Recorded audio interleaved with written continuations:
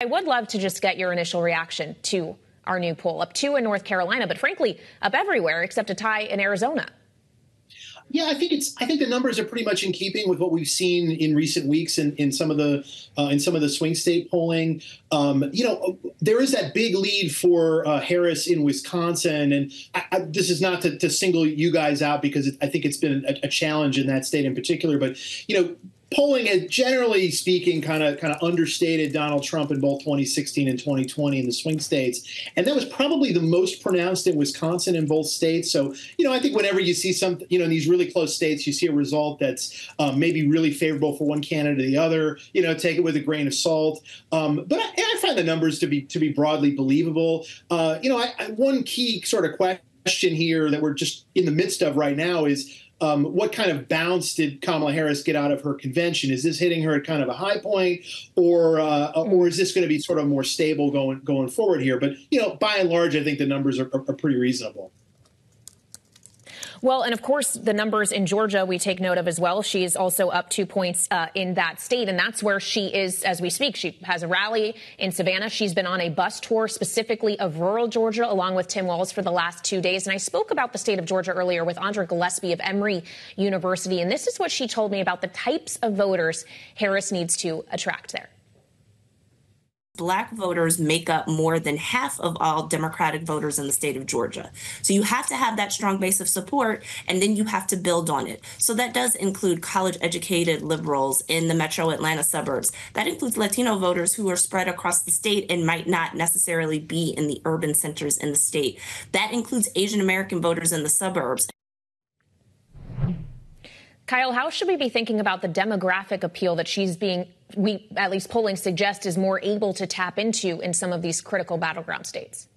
Yeah, I think the professor is spot on in her comments. And I also think that it is just important for Harris to be showing up in places that are not the, huge urban cores of these states. And I think she's done a decent job of that. I think that was sort of a hallmark for Obama in both 2008 and 2012, and Biden, actually, when Biden was Obama's running mate. And also, Trump has been really smart, I think, in terms of the places he goes. Going to places where the presidential candidate showing up is actually a pretty big deal and getting big crowds. We've seen that for Harris, too. But again, it's not just hitting, if you're in Georgia, it's not just hitting Atlanta, or it's not just hitting Milwaukee or Detroit. It's getting out to some places that are smaller and, trying to scratch and claw for every vote. It's hard to quantify what the effect of these visits are. Probably not really all that much. But, the most valuable resource the candidates have is their own time. And I think it's wise to go to a lot of places and ask people for their votes.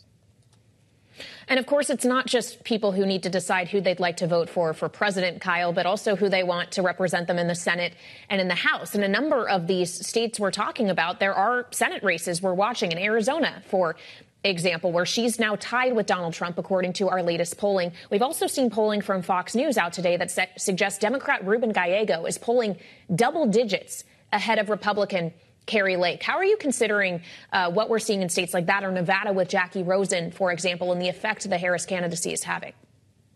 It has been pretty common, even when Biden was running, to see Democrats in Senate races doing way better than the top of the ticket. I think if you ask people on both sides of the Senate contest, I've actually been doing that the past couple of days, talking to people involved, and I don't think anyone believes that Gallego's actually up 15 points in Arizona, and the presidential is tied there. I do think those races will tighten. The presidential and the Senate races will converge. But I think that Democrats have to feel confident, at least in some of these states, that their candidates can do a little bit better than Harris does. And look, states have not really been splitting their tickets that much between Senate and presidential elections in recent years. But you could imagine a world where, like, Ruben Gallego wins by a point or two, but Trump wins the state too by a point or two. Democrats are still considerable underdogs in the race for the Senate, but they haven't been knocked out yet, and we're here at basically at Labor Day. Yeah, and it is worth pointing out that the Hill Emerson poll does have Gallego up by a much smaller margin, roughly 7 points. We were just showing that for our Bloomberg TV audience. So as we consider the expanded map for Kamala Harris, with much of the Sun Belt in play, do you see an expanded map for Democrats in the Senate? We've heard Chuck Schumer alluding to notions around Texas and Florida.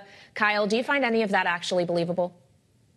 I think that both Texas and Florida are kind of on the periphery of the map, although I don't think that Kamala Harris can really get within, a point or two in those states. I just think they're a little more Republican than that. And the other challenge for Democrats is that you think about these sort of big outside groups that spend all these money in these races.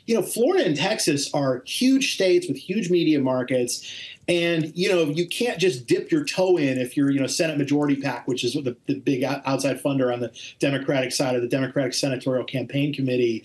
If you're going to play in those states, you got to play big. And I just don't necessarily know if the dollars are there or if they're really real targets. I mean, I think the Democrats do have to try to sell playing offense somewhere because basically the whole competitive map is just Democratic defense, which is a little dispiriting.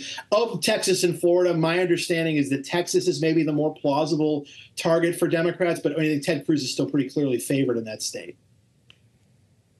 Yeah, although a poll last week did show Colin Allred only behind by about 2 points. Finally, Kyle, before we let you go, got to ask you about the House as well. Democrats still maintain they just want those 4 seats to reclaim the majority. But what figure do you think might be realistic? Do you see more pickup opportunities?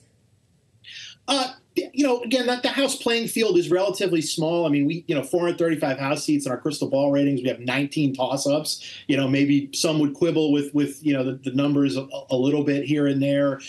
My general sense has been, I think that the presidential or the House is likely to go the way of the presidential, but the majority for the Republicans is so small that maybe you could imagine, a split decision where the Democrats get 220 seats or something, and Donald Trump narrowly wins. But and some of the battleground districts are in the battleground states, like in Pennsylvania, Michigan, and Arizona. But a lot of those districts are in like New York and California that are not presidential battlegrounds at all, but could very well decide who controls the House.